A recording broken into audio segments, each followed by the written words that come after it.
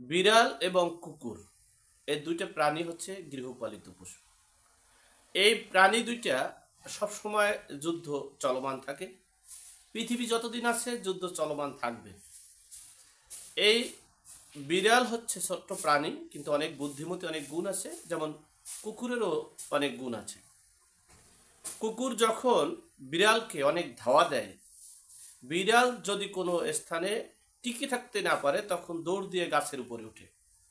গাছের উপরে ওঠার পর কুকুর ওখানে বসে ঘেউ ঘেউ করে, ঘেউ ঘেউ করতে করতে করতে করতে যখন দেখে যে না আর এখান থেকে কোনো রেজাল্ট আসবে না, ঠিক তখন বুদ্ধি করে যে তোর সাথে পারি আর না পারি, তোর পায়খানা প্রস্রাবের সাথে তো পারবো।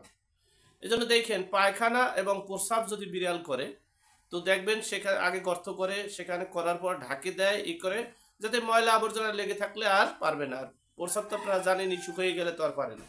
ঠিক তেমনি 5ই আগস্ট 2024 সালে যখন শেখ হাসিনা সরকারের সর্বোচ্চ নিরাপত্তা বিমানে দেশ ত্যাগ করলেন, পালিয়ে গেলেন, এরপরে আওয়ামী লীগের নেতাকর্মীরা গর্তে গেলেন, লুকিয়েছিলেন, সেনাবাহিনী হেফাজতে ছিলেন, ঠিক সেই দিনই তো পারত এই রাষ্ট্রপতিকে অপসারণ করা এবং এই রাষ্ট্রপতিকে বিতাড়িত করা।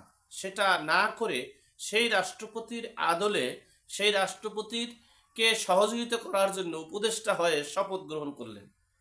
আবার সেই রাষ্ট্রপতির কে আবার অপসারণের জন্য অনেক আন্দোলন, সংগ্রাম, যুদ্ধ ভেঙে চুরমার করে দেব। কিন্তু একটা অদৃশ্য শক্তির ফলে এই এই আমাদের রাষ্ট্রপতি শাহাবুদ্দিন চুপ্পুর সেই আন্দোলন সংগ্রামটা সব শেষ হয়ে যায়। জানি না সেই আন্দোলন কিভাবে শেষ হয়ে যায়।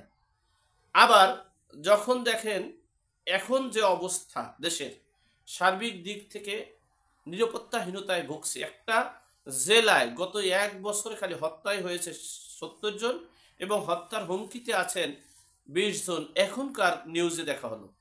সেই রাষ্ট্রে রাষ্ট্র কাঠামোকে ঠিক না করে তারা শুধু ওই বিড়ালের পায়খানার প্রস্রাবের পিছনে পিছনে দৌড়াচ্ছে। তো এখন বিষয়টা হচ্ছে সেই রাষ্ট্রপতিকে অপসারণ করতে না পেরে তারা তাদের ছবি সরানোর কার্যক্রম শুরু করেছে। ছবি সরিয়ে ফেলবে, ছবি আগুন দিয়ে পুড়িয়ে ফেলবে, ছবি কোনো সরকারি কার্যক্রমে রাখা যাবে না, ছবি কোনো রাষ্ট্রদূতে অ্যাম্বাসিতে রাখা যাবে না। আপনি ছায়ার সাথে কেন যুদ্ধ করেন? আপনার যদি শক্তি থাকে, সামর্থ্য থাকেন, বাপের বেটা হয়ে থাকেন, জানোয়ারের বাচ্চা বললে আবার ভুল হবে, বাঘের বাচ্চা যদি হয়ে থাকেন, তাহলে আপনারা রাষ্ট্রপতিকে অপসারণ করে ফেলেন, তাকে সরাইয়ে ফেলেন।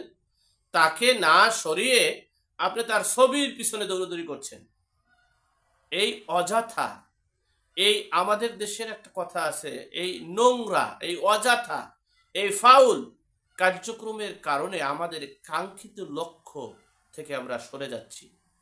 আমরা রীতিমতো বিতর্কের সৃষ্টি হয়েছি, রীতিমতো আমরা নিজেরা দেশের সর্বদিক থেকে ঘোলাটে করতেছি, আমরা বিশৃঙ্খলার সৃষ্টি নিজেরা করছি।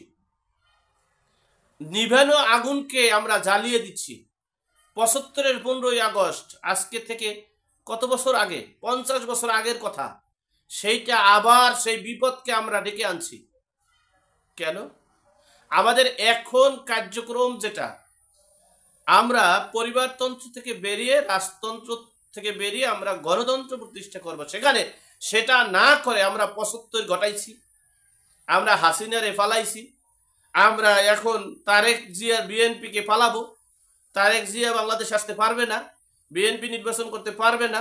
আবার আমাদের জামাত ইসলামী, যারা এই বাংলাদেশের সবচেয়ে পরীক্ষিত সৈনিক, এই আমিরে জামাত এবং সেনাবাহিনী, তারা বলছে পিআর পদ্ধতিতে নির্বাচন হবে, সেখানে বিএনপি নির্বাচন করতে না আসলে আমাদের কিচ্ছু যায় আসে না।